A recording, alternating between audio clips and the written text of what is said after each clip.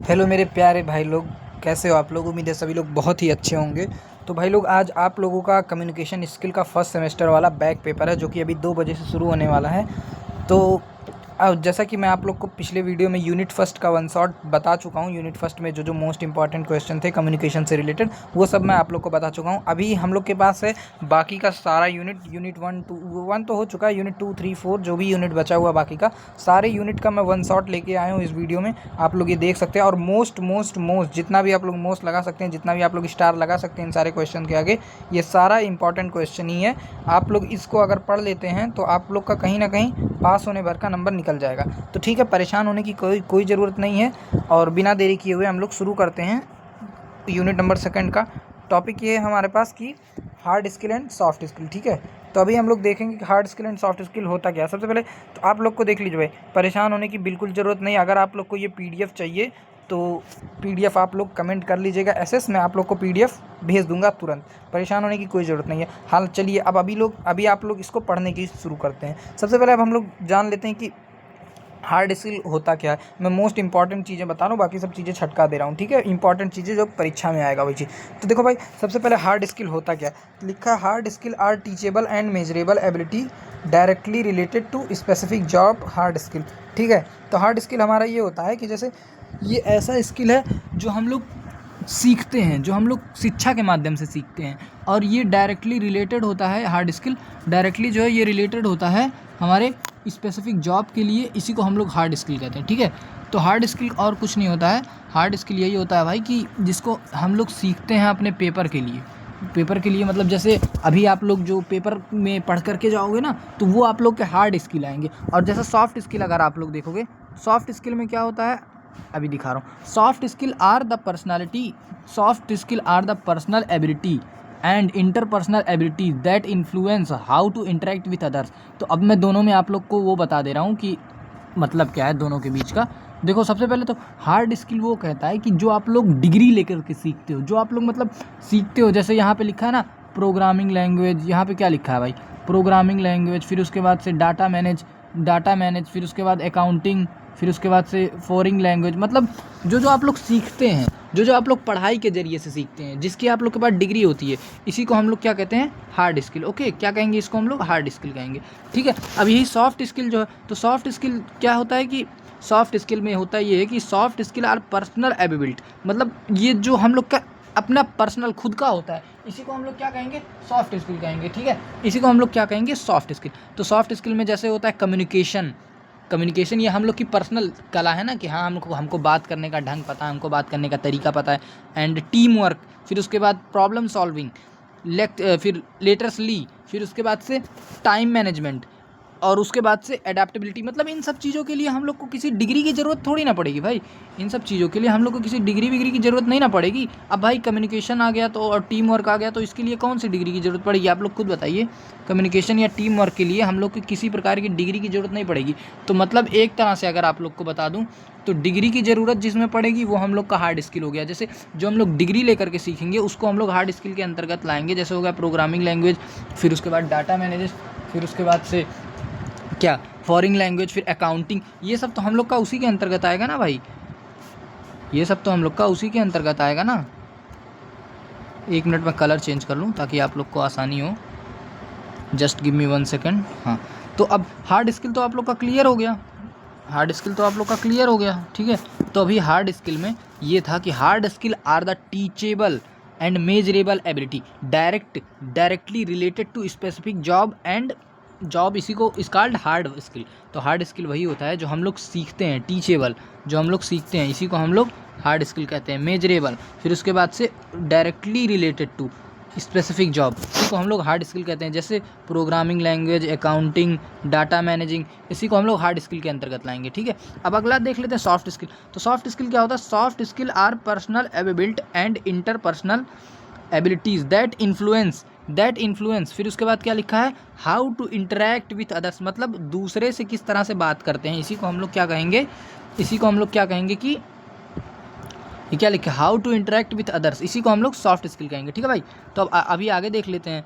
तो soft skill में अंतर क्या आता है। जैसे सॉफ्ट स्किल में ये आता है कि कम्युनिकेशन, फिर टीम वर्क, प्रॉब्लम सॉल्विंग, फिर उसके बाद से क्या आता है प्रॉब्लम सॉल्विंग, फिर टाइम मैनेजमेंट, एडेप्टेबिलिटी, मतलब ये सब आप लोग के अंदर की कला है। अब कैसे, जैसे मेरे को बात करने का तरीका मालूम है या मेरे अंदर ये एबिलिटी है कि मैं टाइम मैनेजमेंट कैसे करूँ या प्रॉब्लम सॉल्व कैसे करूँ, तो इसके लिए हम लोग को कोई डिग्री की ज़रूरत नहीं पड़ती, ये तो हम लोग की पर्सनल एबिलिटी है ना, तो इसको हम लोग सॉफ्ट स्किल के अंतर्गत लाएंगे। और हार्ड स्किल जो हो गया, हार्ड स्किल हमारा वो होता है, जैसे हार्ड स्किल में जो चीज़ हम लोग सीखते हैं, प्रोग्रामिंग लैंग्वेज, हार्ड स्किल वो होता है जो हम लोग को जॉब दिलाने में हेल्प करता है, और सॉफ्ट स्किल वो होता है जो जॉब के लिए हम लोग को प्रमोट करता है। अब जैसे हम लोग को अंदर टैलेंट है कि हाँ टीम मैनेजमेंट आता है, तो वो हम लोग का कहीं ना कहीं जब कोई जॉब करेंगे भाई, तो अगर मेरे पास ये कम्युनिकेशन टीम वर्क का रहेगा एबिलिटी, तो भाई बिल्कुल मैं उस जॉब में प्रमोशन ले सकता हूँ। ठीक है, अब अभी हम लोग hard skill and soft skill समझ गए।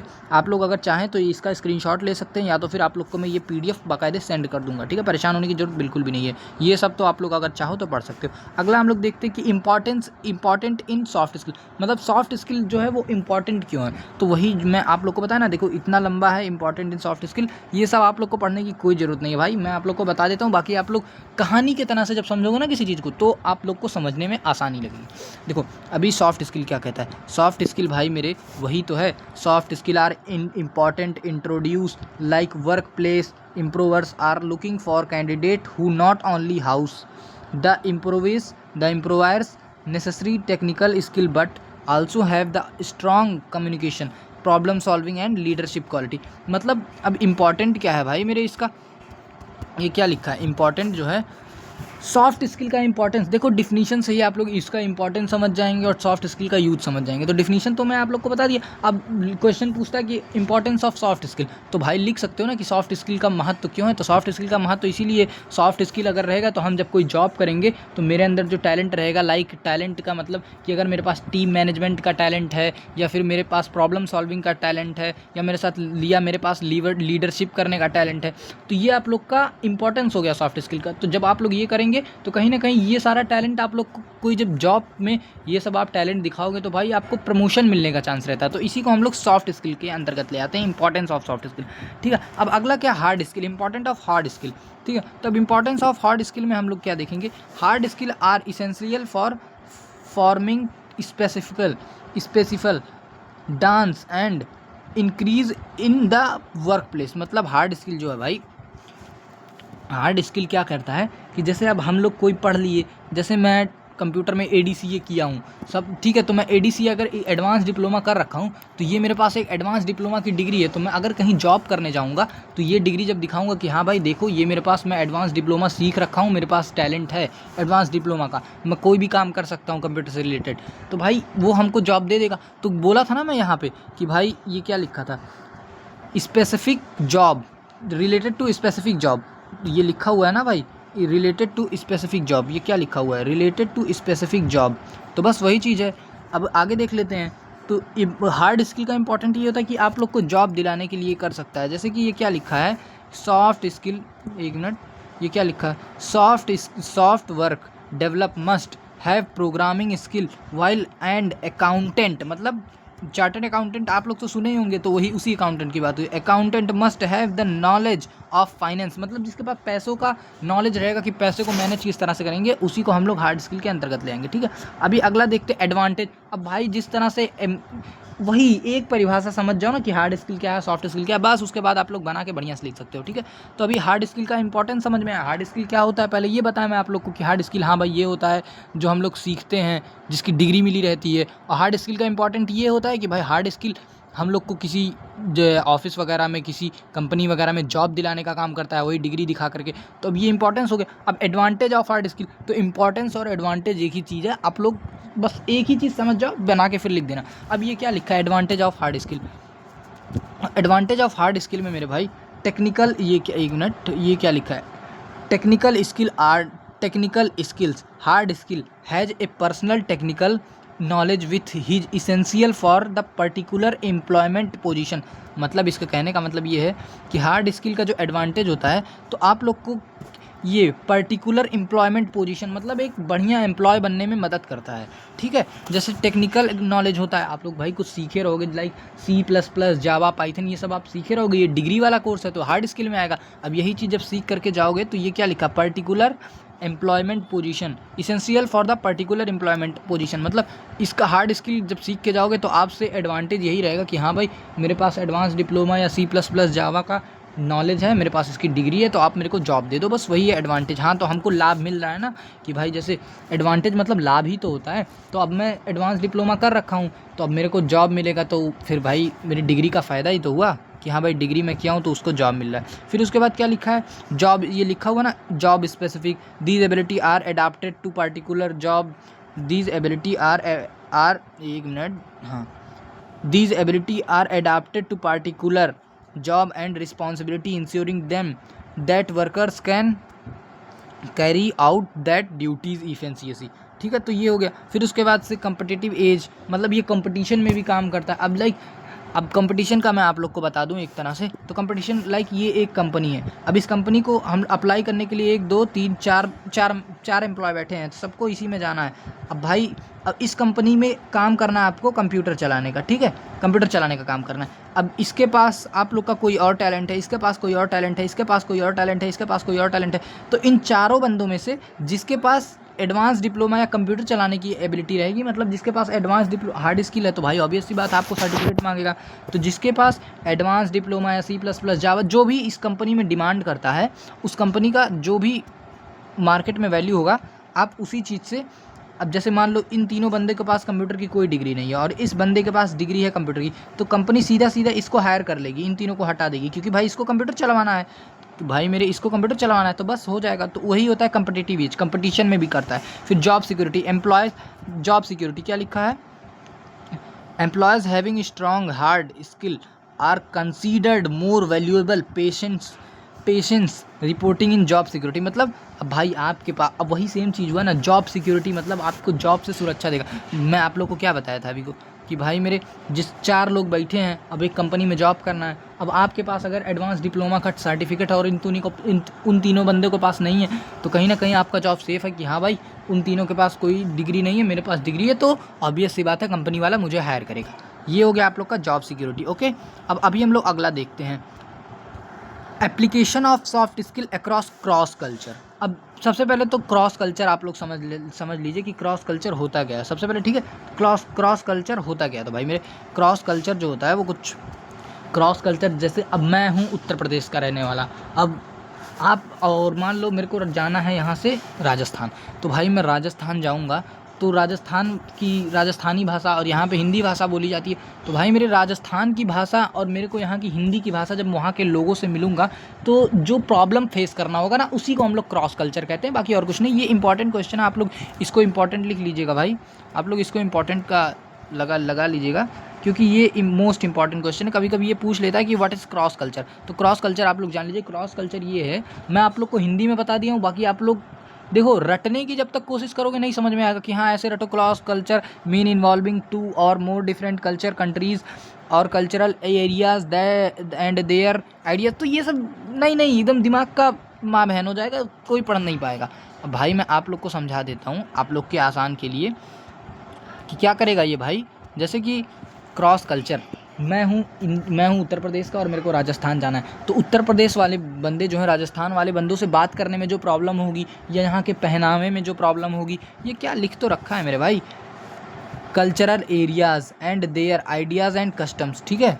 तो भाई देखो जैसे कि अब यही हुआ ना कि मैं गया राजस्थान और वहाँ के लोग कुछ और भाषा बोल रहे हैं, राजस्थानी भाषा बोल रहे हैं, और यहाँ पे मैं हिंदी भाषा बोल रहा हूँ, तो मेरे को वो उन लोग की भाषा समझने में या उन लोग को मेरी हिंदी भाषा समझने में जो प्रॉब्लम होती है, उसी को हम लोग क्रॉस कल्चर कहते हैं। इसमें भाई मेरे क्या लिखा तो है बाकायदे, इसमें मेरे भाई लिखा तो है, देखो क्रॉस कल्चर मीन इन्वॉल्विंग 2 और मोर डिफरेंट कल्चर, क्या लिखा है 2 और मोर डिफरेंट कल्चर, जब मतलब 2 या 2 से अधिक कल्चर मिलता है। अब जैसे मैं उत्तर प्रदेश का बंदा किसी राजस्थान वाले बंदे से मिलूँगा, कल्चर कंट्रीज़ और कल्चरल एरिया, मतलब मैं हूँ अब गया राजस्थान और वहाँ की वेशभूषा या वहाँ का जो सब कुछ है अलग हो जाएगा ना, तो जो प्रॉब्लम का सामना करना पड़ेगा, जैसे मेरे को वहाँ के कपड़े पहनने में थोड़ा प्रॉब्लम का सामना करना पड़ेगा, वहाँ पे सब पता नहीं क्या सब जो भी अलग अलग टाइप का कपड़ा पहनते हैं, पगड़ी वगड़ी। फिर उसके बाद से अब यहाँ पे नॉर्मल इंसान शर्ट पैंट पहनता है। अब भाई वही चीज़ है ना, इसका सामना। फिर उसके बाद से वहाँ पे सब राजस्थानी भाषा बोलेंगे और मैं हिंदी भाषा बोलता हूँ, तो उसको समझने में जो प्रॉब्लम होगी उसको हम लोग क्या कहते हैं, क्रॉस कल्चर। ये क्या लिखा है देखो, cross culture difference and cultural biasness, मतलब कल्चर का जो बेस होता है उसको जब प्रॉब्लम होती है उसी को हम लोग क्रॉस कल्चर कहते हैं। अब 1 मिनट में थोड़ा छोटा सा एग्जांपल देकर बता रहा हूँ। मान लो ये 1 मिनट भाई, ये मान लो राजस्थान है, ठीक है, और ये है यूपी। अब यहाँ का बंदा अगर यहाँ पे जाता है तो यहाँ के लोग राजस्थानी भाषा बोलेंगे। फिर उसके बाद यहाँ के लोग का पहनावा दूसरी तरह होगा। तो जब मैं मान लो यहाँ पे जाऊँगा मेरे भाई, तो जो प्रॉब्लम होगा, अब मैं हिंदी बोल रहा हूँ मैं, तो भाई मेरे इसी हिंदी में अब जब इन लोग की राजस्थानी भाषा देखूंगा तो थोड़ा प्रॉब्लम होगा, तो उसी को क्रॉस कल्चर कहते हैं। आप लोग समझने की कोशिश कीजिए, ठीक है। अब मैं एक बार फिर से समझा देता हूँ। देखो, क्रॉस कल्चर मीन इन्वॉल्विंग 2 और मोर डिफरेंट कंट्रीज और cultural area and their customs, ठीक है। एग्जाम्पल के रूप में ये हो जाएगा cultural difference and cultural baseness, इसी को हम लोग क्रॉस कल्चर कहते हैं। तो अब ये क्या क्वेश्चन हमारा क्या था कि application of soft skill across cross culture. अब कभी कभी एग्जाम में ये भी पूछ लेता है कि application of soft skill across cross culture का मीनिंग बताइए, मतलब ऐसे पूछ लेगा सॉफ्ट स्किल का क्रॉस कल्चर में क्या महत्व है। तो भाई मेरे, अब मैं क्या बोला, जैसे मैं गया राजस्थान, तो वहाँ पे मेरे को उन लोग की भाषा समझने में जो प्रॉब्लम आएगी, अगर सॉफ्ट स्किल का मतलब क्या होता है, मेरे पास टैलेंट है टीम मैनेजमेंट का, लीडरशिप करने का, या जैसा कि मैं आप लोग को यहाँ पे बता रखा हूँ ना भाई, ये देख लीजिए मैं आप लोग को क्या बता रखा हूँ, communication, team work, problem solving, तो यही सब है ना। अब मैं गया राजस्थान, अगर मेरे पास प्रॉब्लम सॉल्विंग की क्षमता है या मेरे पास टीम वर्क करने का आदत है, अब मेरा कोई जॉब प्रमोशन हो गया राजस्थान में, तो कहीं ना कहीं क्रॉस कल्चर के चलते, अब क्रॉस कल्चर में आप लोग को पता ना कि जो प्रॉब्लम फेस करनी पड़ती है दूसरे कल्चर के एक्टिविटी के द्वारा, उसी को हम लोग क्रॉस कल्चर कहेंगे। तो मेरे को कोई जॉब लग गया और मैं चला गया राजस्थान भाई, तो अब राजस्थान जाऊँगा तो फिर वहाँ पर जो सामना करना पड़ेगा दिक्कतों का, उसी को हम लोग क्रॉस कल्चर कहते हैं, ठीक है। अब क्रॉस कल्चर का सॉफ्ट स्किल में क्या महत्व, तो अगर मेरे पास सॉफ्ट स्किल, जैसे मेरे पास टीम मैनेजमेंट का टैलेंट है या प्रॉब्लम सॉल्विंग का टैलेंट है, तो ये सब अगर मेरे पास है ना, तो भाई मेरे वहाँ के लोगों से मैं बहुत जल्दी इंटरेक्ट हो जाऊँगा, वहाँ के लोगों से मैं जल्दी बातचीत में ढल जाऊँगा। बस वही होता है क्रॉस कल्चर का एप्लीकेशन। अब फिर ये क्या लिखा हुआ है, work place culture according to purpose, workplace is the environment that surrounds as the time. It is a collection of attitude, belief and behavior that make up the regular atmosphere in a workplace environment. ये सब अगर आप लोग को समझना है मेरे भाई, तो इसके लिए समझना क्या है, मैं तो आप लोग को समझा चुका हूँ। अगर आप लोग को ये PDF वगैरह चाहिए तो भाई कुछ करना नहीं है, आप लोग को एक बार SMS कर देना है, कमेंट कर देना है कि SS, आप लोग को ये सारा PDF में दे दूंगा, ठीक है, परेशान होने की ज़रूरत नहीं है। अब वर्क प्लेस कंट्री कल्चर्स लिखा है, जैसे work place culture assuring by member through adoption, फिर affect member behaviour and decision, फिर उसके बाद से चैलेंजिंग, फिर उसके बाद से reflect the work place personality, तो मतलब चैलेंजिंग हो गया, पर्सनैलिटी हो गया, ये सब हम लोग का सॉफ्ट स्किल के अंतर्गत आएगा। तो ये जब क्रॉस कल्चर में ये सब हेल्प करेगा भाई आप लोग का। सॉफ्ट स्किल हार्ड स्किल समझ गए होंगे, आई होप, उम्मीद करता हूँ, बहुत चिल्ला के बोल रहा हूँ, तो समझने की कोशिश कीजिए। अब ये क्या, 1 मिनट, ये वाला शायद PDF दोबारा से आ गया, application of soft skill across cross culture. हाँ, अब देखो वही सेम चीज़ है, एप्लीकेशन ऑफ सॉफ्ट स्किल। अब जैसे यहाँ पे बताया ना, मैं अभी जो थोड़ी देर पहले आप लोग को बताया था, ये क्या लिखा है, लीडरशिप, फिर उसके बाद कम्युनिकेशन, फिर उसके बाद क्या है, टीम वर्क। तो मेरे भैया वही तो आएगा, लीडरशिप, कम्युनिकेशन, टीम वर्क। एक कॉम्प्लीमेंट लीडर में motivate their group to reach height, मतलब जो कंपनी में आप जाओगे तो एक कॉम्प्लीमेंट लीडर में मोटिवेट देयर ग्रुप, मतलब अपने ग्रुप को मोटिवेट करेगा लीडरशिपिंग करने के लिए। उसी तरह से अब कम्युनिकेशन वाला आ गया, तो कम्युनिकेशन में क्या होगा, देखो कम्युनिकेशन में क्या होगा, stabilising and maintaining with client, मतलब क्लाइंट से मेंटेन कर, अगर तुम्हारे पास बातचीत करने का टैलेंट है तो आप क्लाइंट से या कोवर्कर से रिक्वायर इफेक्ट कम्युनिकेशन, मतलब आप इफेक्टिव बातचीत कर सकते हैं अगर आपके पास बातचीत करने का है, अच्छे टैलेंट है तो। It include active listening and responding, मतलब इसमें आपका ये भी आता है कि आप ध्यान से लोगों की बातों को सुने और उनकी बातों को रिस्पॉन्ड करें, ठीक है। अब अगला मैं आप लोग को अभी बताया था टीम वर्क आएगा। अब टीम वर्क में working with working with other to achieve a common objective is necessary component of team work. ये हो गया हम लोग का टीम वर्क। एक बात आप लोग अब अभी और जान लीजिए भाई मेरे, एक बात कि सॉफ्ट स्किल में हम लोग का ये आता है कि क्रिएटिविटी। अब आपके पास सॉफ्ट, देखो क्रिएटिविटी कोई डिग्री वाली चीज़ नहीं है। इंसान क्रिएटिव तभी होता है कि उसका दिमाग कितना खुल के काम कर रहा है, तो वो भी कहीं ना कहीं आप लोग का सॉफ्ट स्किल के अंतर्गत आएगा। ठीक है, वो भी कहीं ना कहीं आप लोग का जो है सॉफ्ट स्किल के अंतर्गत आएगा, तो परेशान होने की ज़रूरत बिल्कुल भी नहीं है। It means having the capacity of challenge, it means having the capacity of challenge, it means having the capacity of challenge and think beyond it involves people to approach problem interactive. ये थोड़ा सा cut गया है तो इसको आप लोग ignore कर दीजिएगा, इसको आप लोग भूल ही जाइए भाई मेरे। मैं आप लोग को छोड़ दीजिए, इसको आप लोग इसको हटाइए, मैं इसको हटा दीजिए। बस थोड़ा क्रिएटिविटी मतलब समझ जाइए। टीम वर्क तक तो आप लोग समझ गए होंगे, तो अभी क्रिएटिविटी मतलब ये समझ जाइए भाई। क्रिएटिविटी मतलब वो होता है कि इंसान का दिमाग कितना क्रिएटिव है, कि वो प्रॉब्लम को किस तरह से सॉल्व कर ले रहा है या चैलेंज को किस तरह से फेस कर ले रहा है, उसी को हम लोग क्रिएटिविटी कहते हैं। Creativity it means having the capacity of challenge and think beyond it involves people to approach problem interface. ठीक है, ये हो गया हम लोग का सेकंड यूनिट पूरी तरह से द एंड। सेकंड यूनिट का मोस्ट इंपॉर्टेंट क्वेश्चन मैं आप लोग को बता दिया। अब हम लोग का आता है यूनिट, देखो भाई यूनिट नंबर 3 जो है यू है कि आप लोग का अनसीन पैसेज। तो उसमें आप लोग का क्वेश्चन पेपर में दिया ये रहेगा कि दे देगा आप लोग का एक पैराग्राफ, उसी में से आप लोग को क्वेश्चन नीचे दे देगा, तो उसी पैराग्राफ में से आप लोग को आंसर सेलेक्ट करने रहते हैं। तो वो आसान होता है, उसके लिए मैं वीडियो फालतू नहीं लंबा चाहता हूँ, मैं मोस्ट इंपॉर्टेंट टॉपिक चाहता हूँ, ताकि छोटी वीडियो रहे। आप लोग का 2 बजे से पेपर, आप लोग देख लो और वीडियो देख करके पेपर देने चले जाओ। तो अब हम लोग आते हैं सीधा सीधा अपने मेन मुद्दे पे, यूनिट नंबर 4 जिसको हम लोग कहते हैं करिकुलम बीटा, बोले तो सीवी। यूनिट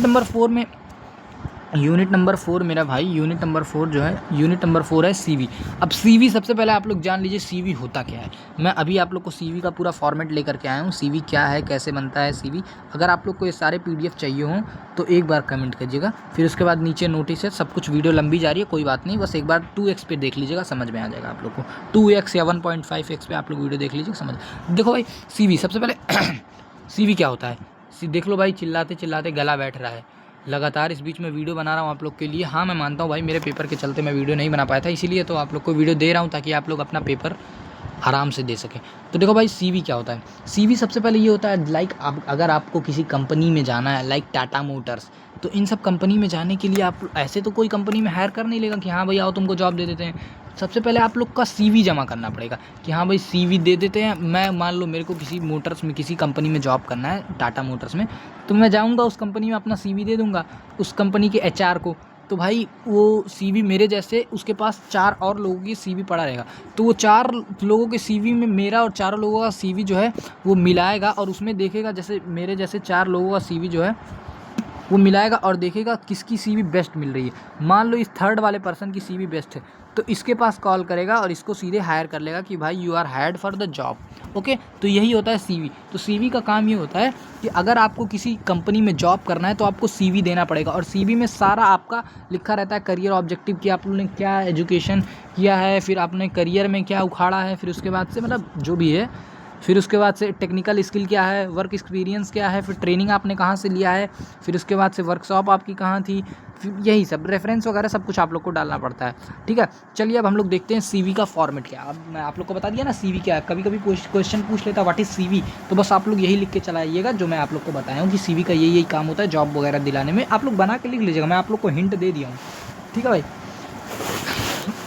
तो अब देखते हैं हम लोग सीवी में सबसे पहले आप लोग को कुछ करना नहीं है। सबसे पहले आप लोग को अपना एड्रेस, अपना नाम, ये सब कुछ लिखना है। लाइक मेरा नाम है रौनक श्रीवास्तव, मैं अपना नाम लिखा हूँ, फिर उसके बाद मैं अपना मोबाइल नंबर लिख रखा हूँ उसके नीचे, फिर उसके नीचे मैं अपना जीमेल लिख रखा हूँ, फिर उसके नीचे मैं अपना एड्रेस लिख रखा हूँ, फिर उसके नीचे मैं अपना डेट ऑफ बर्थ लिख रखा हूँ। ठीक है, तो ये हो गया हम लोग का सीवी का फर्स्ट फॉर्मेट। फर्स्ट फॉर्मेट में आप लोग क्या करेंगे भाई, फर्स्ट फॉर्मेट में आप लोग लिखेंगे अपना नाम, फिर उसके बाद मोबाइल नंबर, फिर उसके बाद ईमेल आईडी, फिर उसके बाद से address, then date of birth. ये हो गया, इतना आप लोग चाहें तो स्क्रीनशॉट ले सकते हैं। ओके, फिर अब आगे आते हैं। अब आगे आएंगे तो हम लोग लिखें करियर ऑब्जेक्टिव, मतलब करियर ऑब्जेक्टिव, मेरे करियर का उद्देश्य क्या है।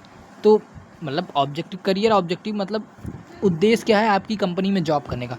तो यहाँ पे ये लिखा है to work in a reputed organisation where I can apply my technical knowledge and practical skill. मतलब आपके to work in a reputated organisation, मतलब मेरे को किसी रेपुटेटेड ऑर्गेनाइजेशन में काम करने के लिए, टू वर्क इन ए काम करने के लिए, where I can apply my technical knowledge and practical skill, जहाँ पे काम करने के लिए मैं अपना technical skill and practical skill को दिखा सकता हूँ, अप्लाई कर सकता हूँ, ठीक है। As an engineer to contribute towards growth, मतलब एक इंजीनियर के जरिए उस कंपनी के ग्रोथ के लिए, company while enhancing my professional development, अगर उसको मैं ग्रोथ करूँगा तो मेरा भी प्रोफेशनल लाइफ ग्रोथ होगा। तो इसके कहने का मोटा मतलब ये है, करियर ऑब्जेक्टिव में कहने का मतलब ये होता है भाई कि अगर हम आपकी कंपनी में जॉब करेंगे तो वहाँ पे हम जॉब करने के लिए अपना टेक्निकल नॉलेज दे सकते हैं। मेरे पास टेक्निकल नॉलेज जो है, जैसे बोला था ना, हार्ड स्किल के लिए आप लोग को टेक्निकल नॉलेज की ज़रूरत पड़ेगी और हार्ड स्किल जॉब दिलाने में मदद करता है, बताया था कि नहीं आप लोग को। तो बस वही चीज़ है ना भाई,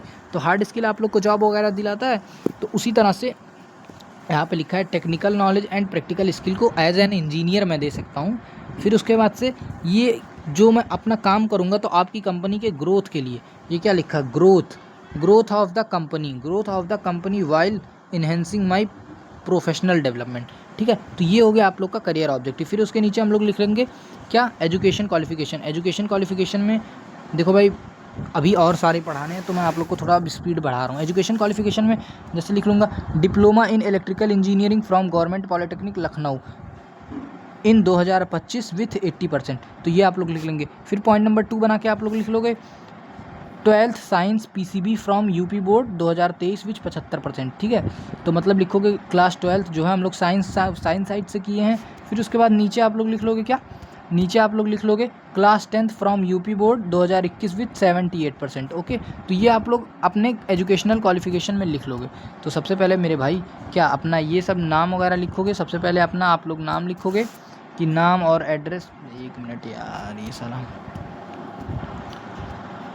हाँ सबसे पहले आप लोग क्या करोगे, सबसे पहले आप लोग अपना लिखोगे नाम, mobile number, email address and date of birth. फिर उसके नीचे आप लोग लिखोगे करियर ऑब्जेक्टिव कि आपके कंपनी में जॉब करने के लिए मैं क्या हूँ और क्या कर सकता हूँ कि आपकी कंपनी को ग्रोथ मिले। फिर उसके नीचे आप लोग क्या लिखोगे, अपना एजुकेशन क्वालिफिकेशन में ये होता है, एजुकेशन क्वालिफिकेशन में कि diploma in electrical engineer with यहाँ से गवर्नमेंट पॉलिटेक्निक लखनऊ से किया हूँ। फिर उसके बाद क्लास 12th हम लोग किए हैं, फिर उसके बाद से क्लास 10th हम लोग किए हैं। तो ये आप लोग का एजुकेशन क्वालिफिकेशन हो गया। फिर अगले पेज में अब आप लोग क्या लिखोगे अगले पेज में कि टेक्निकल स्किल क्या होती है। अगले पेज में अब आप लोग लिखोगे कि मेरे भाई टेक्निकल स्किल क्या है मेरे अंदर। तो ये जैसे मेरे अंदर टेक्निकल स्किल मैं ये लिख रखा हूँ, बेसिक नॉलेज ऑफ वायरिंग, मतलब वायरिंग प्लेट, मतलब मेरे को बेसिक नॉलेज है वायरिंग करने की। फिर उसके बाद पीसीबी डिज़ाइनिंग, बोले तो पीसीबी जो आता है उसको डिज़ाइन करने का। फिर उसके बाद ability to read interpret engineering drawing, मतलब इंजीनियरिंग ड्राइंग को पढ़ने की मेरे अंदर स्किल है। देन एमएस ऑफिस बोले तो MS Word, MS Excel, MS PowerPoint, ये सब कुछ मेरे पास चलाने का स्किल है। तो अगला हेडिंग हम लोग का क्या हो जाएगा, skill and technical skill, okay.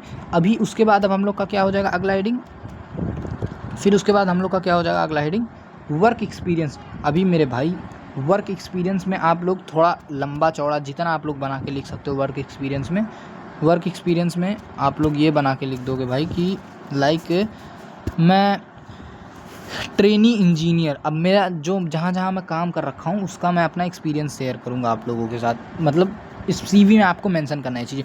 Trainee engineer यहाँ पे लिखेंगे, ट्रेनी इंजीनियर मतलब इलेक्ट्रिक पावर हाउस लखनऊ जून 2023 से जुलाई 2024 तक, मतलब 1 साल तक मैं इलेक्ट्रिक पावर हाउस में काम कर रखा हूँ। फिर उसके बाद से वहाँ पे मैं सीखने को क्या पाया हूँ, तो यहाँ पे एक पॉइंट बनाकर आप लोग लिख लोगे learn about voltage and power supply wiring prepare daily reports, मतलब डेली रिपोर्ट तैयार करना सीखा हूँ। फिर उसके बाद से वोल्टेज पावर सप्लाई के बारे में जाना हूँ, फिर वायरिंग करना जाना हूँ, यही सब। तो वर्क एक्सपीरियंस में आप लोग का जो वर्क एक्सपीरियंस रहेगा वो आप लोग लिख दोगे वर्क एक्सपीरियंस में, ठीक है। वर्क एक्सपीरियंस में जो आप लोग का एक्सपीरियंस रहेगा वो आप लोग लिख दोगे।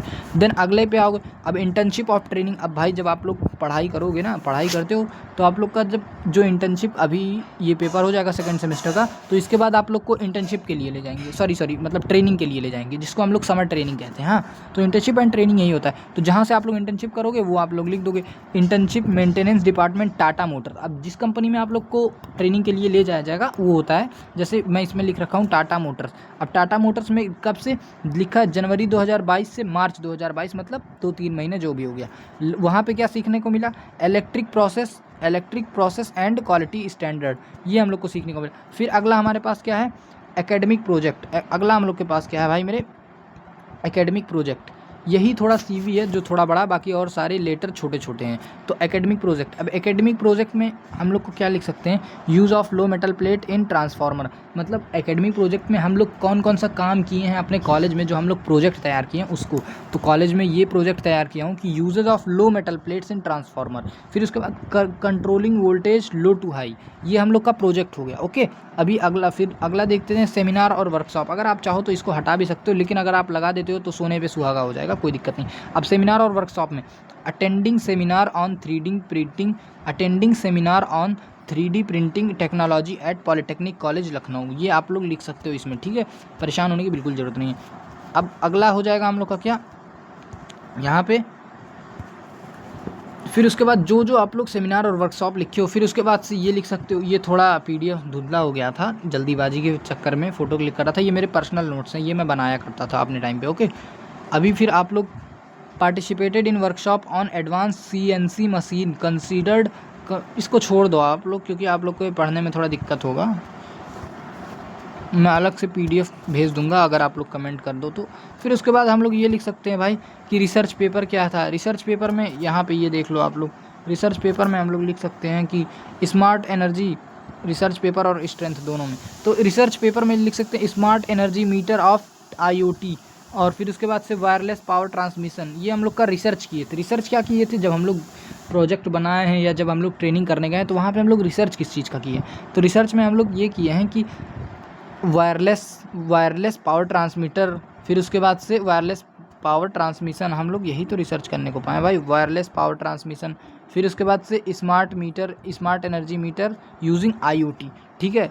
IoT क्या होता है वो सब आप लोग इलेक्ट्रिकल में जानिएगा, अभी बस इतना जानिए, ये CS की क्लासेस चल रही। फिर उसके बाद स्ट्रेंथ क्या है। अब भाई मेरे ये कहीं भी आप जॉब करोगे तो कोई भी आपसे पूछेगा ना कि आपकी स्ट्रेंथ क्या है, तो मेरी स्ट्रेंथ यहाँ पे मैं ये लिख रखा हूँ, आप लोग भी अपने CV में ये चीज़ को अटैच करोगे। Strong analytical and problem solving, मेरे पास स्ट्रेंथ है कि प्रॉब्लम सॉल्विंग की। फिर उसके बाद यहाँ पे मैं क्या लिख रहा हुआ हूँ, good communication and team work. ये हार्ड स्किल नहीं, ये सॉफ्ट स्किल हो गया। तो ये हो गया हम लोग का स्ट्रेंथ की क्षमता हमारी क्या है। अब लैंग्वेज फिर आप लोग लिख दोगे, लैंग्वेज हम लोग को आता है हिंदी और इंग्लिश लैंग्वेज। फिर उसके बाद से अगला लिख दोगे। अब CV में आपको लिखना पड़ता है कि आप किसके रेफरेंस से आए हो हमारे यहाँ जॉब करने के लिए। तो मैं यहाँ पे रेफरेंस लिख रखा हूँ। रेफरेंस में सबसे पहले तो आप फर्स्ट रेफरेंस लिख सकते हैं, जैसे कि यहाँ पे उसका नाम लिख दो। यहाँ जैसे मैं लिख रखा हूँ सुमित सिंह, मोबाइल नंबर ये सुमित सिंह और मोबाइल नंबर ये लिख रखा हूँ। देन उसका ईमेल आईडी डाल रखा हूँ। फिर उसके बाद से हम लिख रखे हैं उसका ईमेल आईडी, देन एड्रेस लिख रखा हूँ कि GITM लखनऊ से। फिर आप लोग को सेकंड रेफरेंस में आप लोग लिख दोगे तेजस श्रीवास्तव, मोबाइल नंबर ये, उसका जीमेल आईडी डाल दोगे। फिर उसके बाद एड्रेस डाल दोगे। तो ये हो गया आप लोग का CV। अगला नोटिस है। तो एक बार फिर से मैं CV को दोहरा देता हूँ। CV क्या है, देखो भाई, CV में सबसे पहले आप लोग करोगे क्या, सबसे पहले अपना नाम, फिर उसके बाद mobile number, then Gmail ID, then address, then date of birth डालोगे। फिर उसके बाद क्या डालोगे, करियर ऑब्जेक्टिव में कि आपकी कंपनी में मैं जॉब करना चाहता हूँ एज एन इंजीनियर, तो मेरे पास जो टैलेंट है मैं उसको आपके कंपनी में लगा के आपकी कंपनी को ग्रोथ दिलाऊंगा। फिर उसके बाद अब हम लोग का क्या है, अगला एजुकेशन क्वालिफिकेशन, ठीक है। अभी एजुकेशन क्वालिफिकेशन में हम लोग क्या लिखेंगे कि हाँ भाई मैं डिप्लोमा कर रखा हूँ इलेक्ट्रिकल इंजीनियर से बाई गवर्नमेंट पॉलिटेक्निक लखनऊ से। फिर उसके बाद मैं 12th हूँ इतना 75% से। फिर उसके बाद हम लोग लिखेंगे क्लास 10th है 78% से। फिर उसके बाद अगला हेडिंग डालेंगे स्किल, मतलब टेक्निकल स्किल जो है अपने पास। तो स्किल में हम लोग लिखेंगे कि basic knowledge of wiring plates, PCB designing, ability to read interpret, engineering drawing. फिर उसके बाद MS ऑफिस, मतलब हमारे पास इंजीनियरिंग ड्राइंग को पढ़ने का एबिलिटी है। फिर उसके बाद से PCB डिजाइनिंग की एबिलिटी है। फिर उसके बाद से अगला हेडिंग हम लोग डालेंगे वर्क एक्सपीरियंस, कि हमारे वर्क एक्सपीरियंस क्या है, मतलब मैंने कौन कौन से काम कर रखे हैं। एज ए फ्रेशर डालोगे तो अगर आप फ्रेशर जॉब करना चाहते हो तो लिख दो as a fresher. Then work experience है अगर आपका, तो आप वर्क एक्सपीरियंस में लिख सकते हो इलेक्ट्रिक पावर हाउस में हम लोग काम किए थे जून 2023 से जुलाई 2024 तक। फिर उसके बाद से आप लोग लिख सकते हो लर्न, वहाँ पे हम लोग क्या सीखे थे, learn about voltage power supply and wiring. फिर उसके बाद प्रिपेयर डेली रिपोर्ट्स, ये सब हम लोग सीखे थे वहाँ पे। फिर अगले हेडिंग हम लोग डालेंगे क्या, इंटर्नशिप हम लोग कहाँ से किए थे, इंटर्नशिप हम लोग यहाँ से किए थे। इंटर्नशिप मेरे भाई, इंटर्नशिप हम लोग टाटा मोटर से किए थे।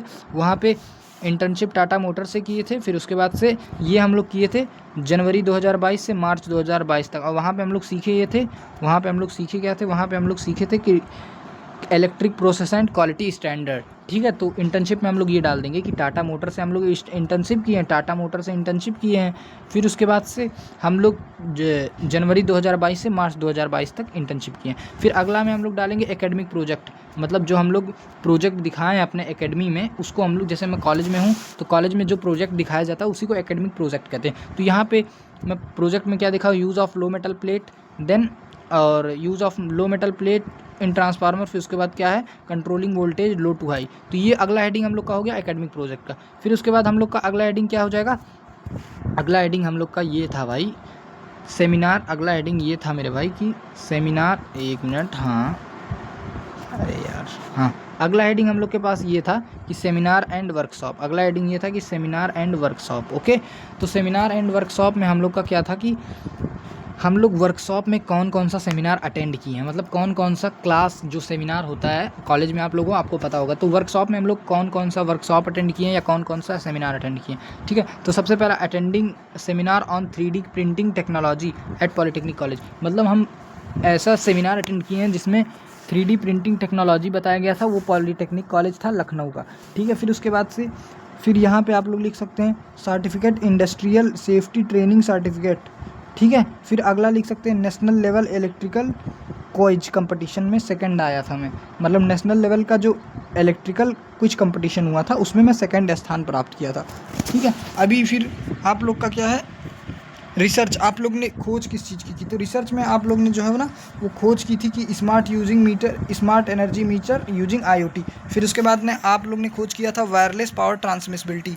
ठीक है, फिर उसके बाद से आपकी स्ट्रेंथ क्या है मेरे भाई, आपकी स्ट्रेंथ जो है, आपकी स्ट्रेंथ क्या है, आपकी स्ट्रेंथ जो है ये है कि strong analytical and problem solving. फिर उसके बाद से good communication and team work, आप लोग के पास ये स्ट्रेंथ है, गुड कम्युनिकेशन का स्ट्रेंथ है। फिर उसके बाद टीम वर्क करने का स्ट्रेंथ है, ये आप लोग की स्ट्रेंथ हो गई।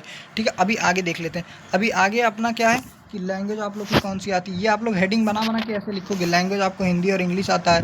फिर उसके बाद अगला आप लोग क्या लिखोगे, रेफरेंस की, किसके माध्यम से आप लोग ये जॉब करना चाहते हैं। तो रेफरेंस में आप लोग डालोगे जिसके माध्यम से आप लोग जॉब करना चाहते हो। फिर उसके बाद से यहाँ पे उसका नाम लिखोगे, फिर मोबाइल नंबर लिखोगे, फिर उसका जीमेल लिखोगे, देन उसका एड्रेस। तो ये हो गया आप लोग का पूरी तरह से CV कंप्लीट। ये देख लीजिए, नेम एड्रेस, फिर उसके बाद करियर ऑब्जेक्टिव, फिर उसके बाद से एजुकेशनल क्वालिफिकेशन, फिर उसके बाद से टेक्निकल स्किल, फिर उसके बाद से वर्क एक्सपीरियंस, फिर उसके बाद से इंटर्नशिप एंड ट्रेनिंग, देन उसके बाद से आप लोग लिखोगे एकेडमिक प्रोजेक्ट, देन उसके बाद से आप लोग लिखोगे सेमिनार, फिर उसके बाद से आप लोग लिखोगे जो आप लोग ने खोज किया रिसर्च, फिर उसके बाद से आपकी स्ट्रेंथ क्या है, स्ट्रेंथ लिखोगे। फिर उसके बाद आप जो जो भाषा जानते हो वो लैंग्वेज लिखोगे, हिंदी और इंग्लिश जैसे हो गया।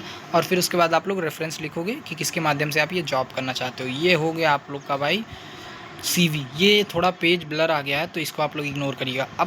अब हम लोग अगला टॉपिक देखते हैं, ज़्यादा बचा नहीं है, ये 10वां पेज चल रहा है, 16 पेज की PPT है। ठीक है, तो अब 10वां पेज नोटिस। तो अभी हम लोग के पास नोटिस है। तो सबसे पहले मेरे भाई आप लोग जान लीजिए कि नोटिस होता क्या है, नोटिस एक्चुअली होता क्या है। नोटिस सबसे पहले आप लोग जान लीजिए, नोटिस वो होता है कि जैसे किसी कंपनी में या किसी स्कूल में या किसी कॉलेज में नोटिस वो लोग जारी करते हैं जो वहाँ के हेड होते हैं, लाइक HR या प्रिंसिपल या डायरेक्टर। वो लोग नोटिस जारी करते हैं कि हाँ भाई नियम में कुछ बदलाव है, इसी तरह से नियम को चेंज करने के लिए नोटिस हम लोग जारी करते हैं। ठीक है, तो अब नोटिस हम लोग देखते हैं। नोटिस में सबसे पहले आप लोग लिख लोगे कि जहाँ पे मैं यहाँ पे लिखा हूँ, मान लो गोयल कॉलेज के जो प्रिंसिपल हैं वहाँ के वो नोटिस जारी किए हैं। तो प्रिंसिपल सबसे पहले लिख लोगे Goyal Institute of technology management Lucknow. फिर उसके बाद आप लोग एक साइड में यहाँ लेफ्ट साइड में डेट डालोगे, जैसे 3 सितंबर 2025 है, लेफ्ट साइड में आप लोग डेट डालोगे। तो उसी के जस्ट सामने आप लोग लिखोगे नोटिस और उसका वो ऑब्जेक्ट कि किस ऑब्जेक्ट का ये नोटिस है। लाइक ये नोटिस जो है हमारा स्कॉलरशिप के लिए। तो ठीक है, अभी ये नोटिस में प्रिंसिपल जो है वो बच्चों से कहना क्या चाहते हैं, अभी आप लोग ये देख लीजिए। प्रिंसिपल बच्चों से कहना ये चाहते हैं कि मेरे भाई ऑल स्टूडेंट्स, देखो नोटिस में प्रिंसिपल ये कहना चाहते हैं कि all students are hereby informed that application for scholarship are now open, मतलब स्कॉलरशिप का जो एप्लीकेशन होता है वो ओपन हो गया। Student who have gained 75% of attendance, मतलब स्टूडेंट जिसके पास 75% का अटेंडेंस है and 60% mark in last exam, मतलब जो लास्ट एग्जाम में 60% लेके आया है और 75% का अटेंडेंस है, semester all eligible to apply interest student collect their application. ठीक है, तो ये सब आप लोग ऐसे बना के लिख सकते हो कि जिसके पास 75% अटेंडेंस है और 60% नंबर लेके आया पिछले पेपर में, तो वो अप्लाई कर सकता है एप्लीकेशन का, और वो अप्लाई कर सकता है स्कॉलरशिप का, और स्कॉलरशिप की पोर्टल खुल चुकी है। तो ये आप लोग लिख सकते हैं। ठीक है, अब यहाँ पे इन्होंने लिख रखा है कि उसके लिए डॉक्यूमेंट क्या क्या लगेगा। तो साइंड अलॉन्ग विथ, ये क्या है देख लीजिए, signed along with required document like Aadhaar card, marksheet and bank detail before 10 सितंबर, मतलब लास्ट डेट भी इन्होंने यहाँ पे मेंशन कर रखा है प्रिंसिपल सर ने कि आधार कार्ड लगेगा और बैंक डिटेल लगेगा। फिर उसके बाद से इन्होंने यहाँ पे ये लिख रखा है कि बिफोर 10 सितंबर, बिफोर 10 सितंबर मतलब 10 सितंबर से पहले आप लोग को एप्लीकेशन को सबमिट करना है, वरना ये क्या लिखा है, विल नॉट बी एक्सेप्टेड, उसके बाद से एक्सेप्ट नहीं होगा। तो ये हो गया आप लोग का नोटिस। अब लास्ट में आप जैसे प्रिंसिपल ने ये अब किया है तो यहाँ पे हम लोग प्रिंसिपल लिख देंगे। ओके, तो ये हो गया आप लोग का नोटिस। नोटिस कुछ नहीं होता, अगर पूछ लेता है कि व्हाट इज़ नोटिस, तो नोटिस में आप लोग ये लिखोगे किसी कंपनी या किसी कॉलेज के जो मेन होते हैं प्रिंसिपल या एचआर या डायरेक्टर, वो आप लोग को नोटिस देते हैं, इन्फॉर्म करते हैं कि हाँ भाई कल से ये सूचना लग गई है, अब ये हो गया। जैसे इन्होंने यहाँ पर ये इन्फॉर्म कर दिया कि 75% अटेंडेंस रहेगा या 60% नंबर रहेगा, वो स्कॉलरशिप का पोर्टल ओपन हो चुका है, जाके अपना अपना रजिस्ट्रेशन करा लें। और यहाँ पे ये आप लोग फॉर्मेट जान लीजिए। सबसे पहले यहाँ पे कॉलेज का नाम लिखा रहेगा, यहाँ पे आप लोग का कॉलेज का नाम लिखा रहेगा, फिर उसके बाद लेफ्ट साइड में डेट डाला आएगा, फिर उसके बाद से कंटेंट लिखा, वो उसका ऑब्जेक्ट लिखा रहेगा। ठीक है, ये हो गया आप लोग का नोटिस भाई। फिर अब अभी आप लोग का है ऑफिशियल लेटर।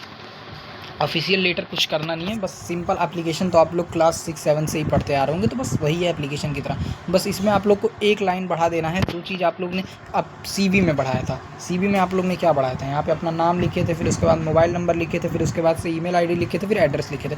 तो बस कुछ नहीं करना, वही चीज़ बढ़ा देना है यहाँ पे। और फिर उसके बाद से ये सब तो मेरे भैया आप लोग जानते ही होंगे। हाँ, एक चीज़ और यहाँ पर बढ़ा देना, डेट डाल देना आज का यहाँ पे कि हाँ आज कौन सा डेट है। जैसे 12 दिसंबर 2025 का डेट मैंने डाल रखा है। फिर उसके बाद से आप लोग same application to the principal Goyal Institute of Management, फिर सब्जेक्ट लिख दोगे यहाँ पे, सब्जेक्ट लिख दोगे यहाँ पे, फिर dear sir I beg to say that I am student of diploma in electrical engineering in your college and I want my transfer certificate, ये लिख दोगे। फिर उसके बाद से एप्लीकेशन की तरह लिखोगे, so I request to provide me because I have change my current address shift from Lucknow to Gorakhpur. फिर उसके बाद आप लोग लिख दोगे kindly provide my transfer certificate so that I can take admission in other college of Gorakhpur in electrical engineer. ये आप लोग लिख सकते हो। ये सेम एप्लीकेशन की तरह ही है, बस आप लोग को मेरे भैया ये थोड़ा सा बढ़ाना पड़ेगा। जो आप लोग सीवी में लिखे थे ना, बस वही चीज़ ऑफिशियल लेटर में आप लोग को, सीवी में शुरुआत में ही तो लिखे थे आप लोग, सीवी में शुरुआत में, तो यही चीज़ आप लोग यहाँ पे भी लिख दोगे। अपना नाम लिख दोगे, एड्रेस लिख दोगे, ईमेल एड्रेस लिख दोगे, फिर उसके बाद मोबाइल नंबर लिख दोगे, फिर आज की जो डेट है, आज की डेट आप लोग डाल देना याद से। ठीक है, ये हो गया आप लोग का ऑफिशियल लेटर। अब यहाँ पर आप लोग लिख दोगे थैंकिंग यू, जो होता है थैंकिंग यू। फिर उसके बाद से योर्स ट्रूली अपना नाम लिख दोगे, फिर अपना ब्रांच लिख दोगे। ठीक है, ये मेरा खुद का नोट्स है, तो आप लोग इसको ध्यान मत दीजिएगा, ये सब हटा दीजिए, मेरा नोट्स है। ठीक है, अभी अगला अब हम लोग देखते हैं मिनट्स ऑफ मीटिंग क्या होता है। तो क्वेश्चन पूछ लेता है एग्जाम में, what is minutes of meeting. तो मेरे भाई मिनट्स ऑफ मीटिंग ये होता है कि लाइक देखो, मिनट्स ऑफ मीटिंग में जहाँ पे आप 5 मिनट की कोई मीटिंग बैठक कर लिए, या जहाँ पे एम्प्लॉयज़ लोग सारे मिल करके आपस में एक मीटिंग अरेंज करते हैं, उसी को मिनट्स ऑफ मीटिंग कहते हैं। ठीक है, आप नाम से ही आप लोग समझ जाइए। तो मिनट्स ऑफ मीटिंग का मैं आप लोग को फॉर्मेट बता दे रहा हूँ। ठीक है, तो फॉर्मेट ये हो गया। सबसे पहले तो मिनट्स ऑफ मीटिंग में हम लोग क्या करेंगे कि आज का डेट ये डालेंगे कि कहाँ पे मिनट्स ऑफ मीटिंग हो रही है। जैसे GITM है या BBD है, जो भी हो गया, तो वहाँ पे हम लोग एड्रेस डाल देंगे। ठीक है, ये हो गया हम लोग का एड्रेस एंड उसके इंस्टीट्यूट का नाम, GITM लखनऊ या BBD लखनऊ या टाटा मोटर्स लखनऊ, जो भी आता है आप लोग यहाँ पे नाम डाल देंगे। देन उसके लेफ्ट साइड में हम लोग डेट डाल देंगे, फिर उसके बाद से लिख देंगे मिनट्स ऑफ मीटिंग। डेट डाल देंगे लेफ्ट साइड में, आज का जिस डेट में मीटिंग हुआ है। तो फिर उसके बाद से मीटिंग टाइटल में हम लोग डाल देंगे कि किस टाइटल पे मीटिंग हुआ है, लाइक कि क्या यहाँ पे क्या लिखा है कि टेस्ट के लिए मीटिंग हो रखा है, तो टेस्ट के लिए मीटिंग हो रखा है, तो बस यहाँ पे हम लोग मीटिंग डाल देंगे। फिर उसके बाद से क्या लिखेंगे, डेट एंड टाइम। तो आज का डेट फिर से एक बार आप लोग को डालना पड़ेगा, 26 सितंबर 2025, और मीटिंग जो है चली थी 3 PM से लेकर 3:15 PM तक। फिर उसके बाद वेन्यू में हम लोग लखनऊ लिख देंगे कि हाँ लखनऊ में मीटिंग हुआ था। फिर उसके बाद अटेंडीज डाल देंगे कि मीटिंग कौन कौन अटेंड कर रखा है। ओके, तो मीटिंग अटेंड कर रखे राज श्रीवास्तव, मतलब 4-5 लोग जो मीटिंग में पार्टिसिपेट किए उन लोग का नाम हम लोग लिख देंगे। फिर उसके बाद ऑब्जेक्टिव लिख देंगे कि इस मीटिंग का ऑब्जेक्टिव क्या है, उद्देश्य क्या है इस मीटिंग का। तो ऑब्जेक्टिव में हम लोग लिख देंगे मेरे भाई, discuss the preparation school of sessional exam. मतलब हम लोग स्कूल में जो सेशनल एग्ज़ाम होने वाला है उस टॉपिक पे डिस्कस करेंगे कि सेशनल एग्ज़ाम की तैयारी कैसे की जाए, कि हाँ सीटिंग प्लान क्या रहेगा या टाइम टेबल किस तरह से बनेगा। तो ये हम लोग का ऑब्जेक्टिव है, उद्देश्य है। फिर उसके बाद से डिस्कशन क्या हुआ है, अब उसके बाद से हम लोग मीटिंग में डालेंगे डिस्कशन ये हुआ है मेरे भाई, रिवीजन क्लास एंड, ये क्या लिखा है एक minute, revision class planned and student ask for the exam pattern. तो डिस्कशन ये हुआ है कि रिवीजन क्लास प्लान किया जाएगा एंड स्टूडेंट से पूछा जाएगा कि एग्ज़ाम के पैटर्न किस तरह से रहे। ये डिस्कशन हुआ वहाँ पे कि जब मीटिंग हुई तो मीटिंग के दौरान बातचीत किस टॉपिक पे हुई या डिस्कशन किस टॉपिक या किस चीज़ का हुआ। तो लिखा है ना, रिवीजन क्लास प्लान किया गया है कि हम लोग रिवीजन कराएंगे पहले, देन उसके बाद एग्ज़ाम लेंगे। फिर उसके बाद से अब क्या लिखा है, स्टूडेंट एक्टिविटी, कि स्टूडेंट की एक्टिविटी क्या है, स्टूडेंट के साथ हम लोग क्या क्या कराएंगे। तो भाई स्टूडेंट के साथ पहले हम लोग क्या कराएंगे, ग्रुप रिवीजन कराएंगे। यहाँ पे ये लिख रखा है ग्रुप रिवीजन होगा, देन मॉक टेस्ट होगा, स्टूडेंट्स का मॉक टेस्ट होगा पहले, मतलब प्रैक्टिस टेस्ट होगा, देन ग्रुप रिवीजन। आप लोग ठीक है, ये समझ गए। फिर अगला हम लोग का क्या है मेरे भाई, डिसीजन मेड। अब जब ये सारा पूरा हो गया, पूरा क्रियाक्रम हो गया कि हाँ भाई मिनट्स ऑफ मीटिंग हो गया 3 बजे से लेकर के 3:15 तक, तो उसका डिसीजन क्या बना। तो भैया उसका डिसीजन ये निकला कि टाइम टेबल बाई 28 सितंबर, मतलब जो टाइम टेबल बना था, टाइम टेबल के लिए हुआ था कि सेशनल एग्ज़ाम का टाइम टेबल क्या होगा, तो टाइम टेबल 18 सितंबर से हो गया, और उसके बाद से रिवीजन क्लास हो जाएगा आप लोग का 1 अक्टूबर से। ये हम लोग का डिसीजन उसमें निकला, निष्कर्ष उसमें निकला। फिर अब उसके बाद से एक्शन आइटम की, यहाँ पे आइटम जो है वो कौन कौन सा एक्शन में आया है। तो सबसे पहले इन्फॉर्म करेंगे हम लोग, faculty inform the students to submitted their assignment, मतलब जो टीचर्स होंगे वो स्टूडेंट्स को इन्फॉर्म करेंगे कि आप लोग अपना असाइनमेंट सबमिट कर दें। फिर उसके बाद से नेक्स्ट मीटिंग की हम लोग डेट डालेंगे कि अगली मीटिंग क्या होती है, 5 अक्टूबर 2025 को फॉर एग्ज़ाम रीडनेस रिव्यू की। जब एग्ज़ाम, जैसे ये एग्ज़ाम सेशनल एग्ज़ाम के लिए मीटिंग हुआ, तो अब जब नेक्स्ट मीटिंग में हम लोग ये लिखेंगे कि जब जैसे 5 अक्टूबर को नेक्स्ट मीटिंग है, तो उसमें हम लोग टॉपिक पे डिस्कस करेंगे कि हाँ भाई एग्ज़ाम कैसा गया लोगों का, बोले तो एक तरह से फीडबैक। फिर उसके बाद से क्लोजिंग नोट डाल के इस मीटिंग को एंड कर देंगे, and with complement for smooth conduct of exam. तो ये हो गया आप लोग का मिनट्स ऑफ मीटिंग, ठीक है। कुछ ज़्यादा नहीं बचा है, बस ऑफिस ऑर्डर बचा है, देन उसके बाद से ईमेल बचा है, फिर ख़त्म। तो मिनट्स ऑफ मीटिंग आप लोग देख लिए, समझ गए होंगे। वीडियो थोड़ी लंबी जा रही है, कोई बात नहीं, पूरे यूनिट का 1 शॉट है ना, इसीलिए। तो मिनट ऑफ मीटिंग ये इंपॉर्टेंट, इसके अलावा भी बहुत कुछ बचा है, ड्राफ्ट बचा है, ये सब तो मैं उस सबको नहीं लाया हूँ। जो इंपॉर्टेंट है, पेपर में आने का डर है, उसको मैं लेके आया हूँ। और मिनट्स ऑफ मीटिंग को मैं इंपॉर्टेंट लिख दे रहा हूँ कि भाई वो आज क्वेश्चन पेपर में आएगा, 100% आएगा, ठीक है। तो मिनट्स ऑफ मीटिंग ये हो गया। अगर आप लोग को स्क्रीनशॉट लेना है तो आप लोग स्क्रीनशॉट ले सकते हो, या अगर आप लोग को PDF चाहिए तो आप लोग PDF ले सकते हो, ठीक है। तो मिनट्स ऑफ मीटिंग में सबसे पहले डेट डालेंगे, फिर उसके बाद वेन्यू डालेंगे कहाँ पे मीटिंग हो रहा है, फिर अटेंडीज डालेंगे कौन कौन लोग मीटिंग अटेंड किया, फिर उसके बाद ऑब्जेक्टिव डालेंगे कि मीटिंग का उद्देश्य क्या है, फिर उसके बाद डिस्कशन डालेंगे कि मीटिंग के दौरान किस चीज़ पे बात हुई, फिर उसके बाद स्टूडेंट की एक्टिविटी डालेंगे, फिर डिसीजन जो बना है वो डालेंगे कि डिसीजन मेड, फिर उसके बाद से आप लोग लिखेंगे, फिर उसके बाद से एक्शन आइटम डालेंगे, फिर उसके बाद से नेक्स्ट मीटिंग डालेंगे, फिर उसके बाद से क्लोजिंग नोट डालेंगे। ये हो गया आप लोग का मिनट्स ऑफ मीटिंग, ये डन हो गया आप लोग का minutes of meeting. Okay, minutes of meeting हो गया हम लोग का। अभी हम लोग देखते हैं क्या कि ऑफिस ऑर्डर क्या है। देखो ऑफिस ऑर्डर, अब ऑफिस ऑर्डर वो होता है कि जो किसी ऑफिस में ऑर्डर दिया जाता है, ऑफिस के HR या ऑफिस के डायरेक्टर के द्वारा ऑर्डर दिया जाता है अपने एम्प्लॉय को कि हाँ भाई आप लोग का यहाँ पे ट्रांसफ़र हो रहा है, या काम इस दिन बंद रहेगा, या आप लोग को ये काम इतने दिन में करना है। इसको कहते हैं ऑफिस ऑर्डर। जो ऑफिस के एम्प्लॉयमेंट होते हैं उन लोग को ऑर्डर दिया जाता है।